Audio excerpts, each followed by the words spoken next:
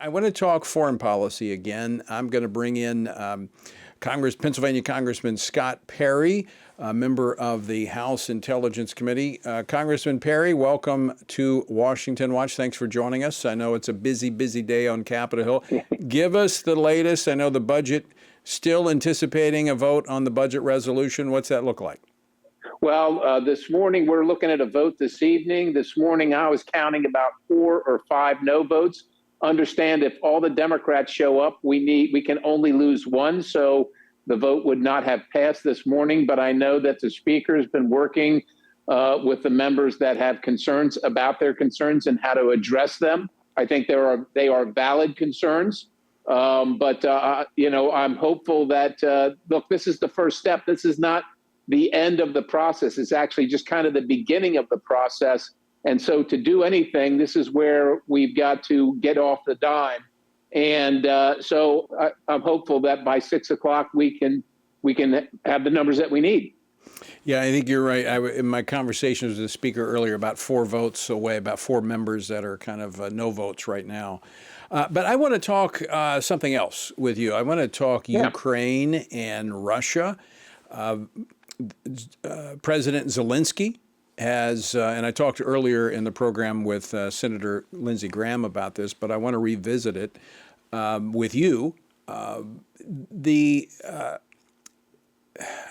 This issue could be resolved. In fact, over the weekend, Zelensky said that he would step aside, lay down his position if there would be peace guaranteed for Ukraine, entry into NATO, and boundaries established. Reasonable request?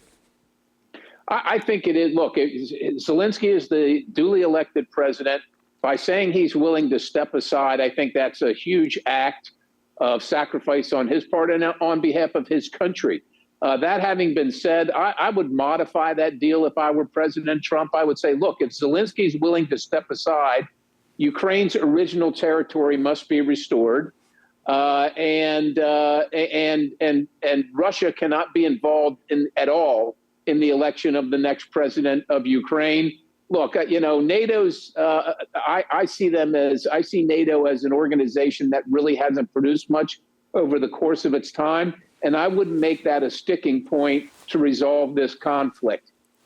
Well, what Lindsey Graham earlier in the program said that it could be a tripwire, that if Russia invades Ukraine again, crossing over their borders, that would automatically move Ukraine into NATO.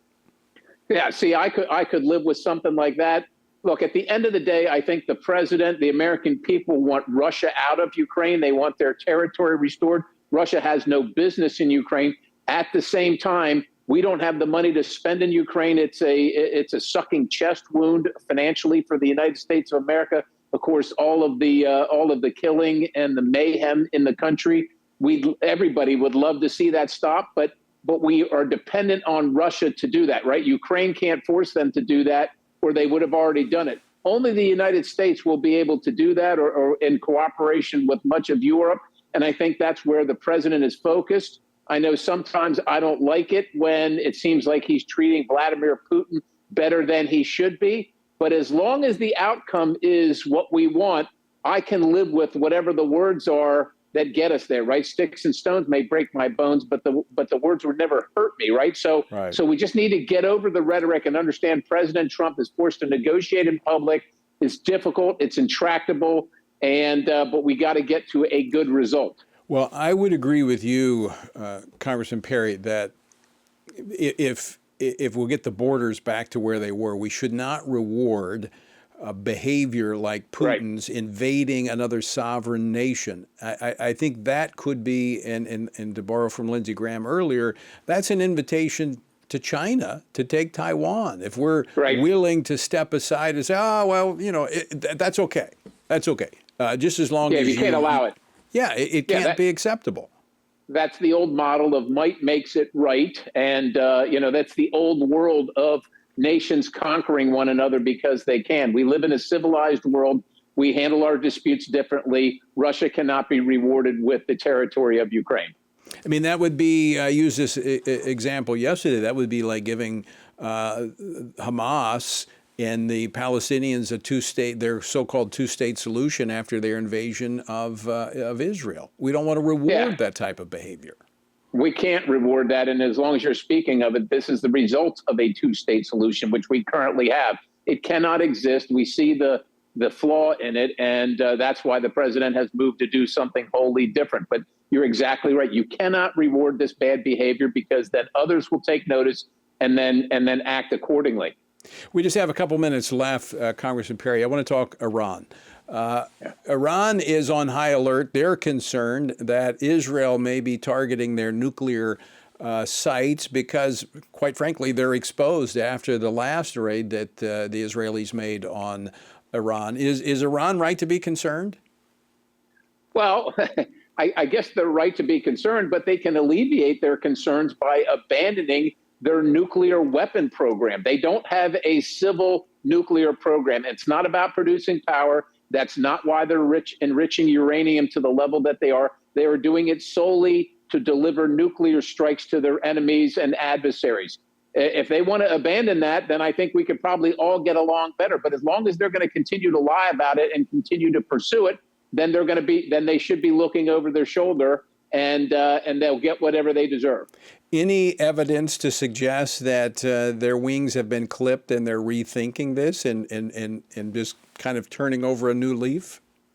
Well, certainly their wings have been clipped. Look, they've essentially lost everything that they've been involved in, including the Houthis, but certainly Hezbollah and Hamas. I mean, their proxies are just getting routed, and of course their own countryside militarily being beaten down. So they are on the run. The question is, are they ever going to learn? Iran has been doing the same thing over and over again for the last 40 years, right? So and so they retreat for a while, they rebuild, and then they start the same terrorist antics all over the globe, and especially with their proxies. So while I think they're on the run and their wings have been clipped, I don't sense that they're going to change behavior without a strong requirement from the individuals that live within Iran that are tired of living under this tyranny. I would agree. I think there's no way to change that radical ideology that's rooted in their Islamic theology. I think it's going to require a regime change in Iran. Congressman Scott Perry, always great to see you. Thanks so much for joining us today, as always. Well, thank you, Tony. God bless you and your audience. All right. Thanks so much.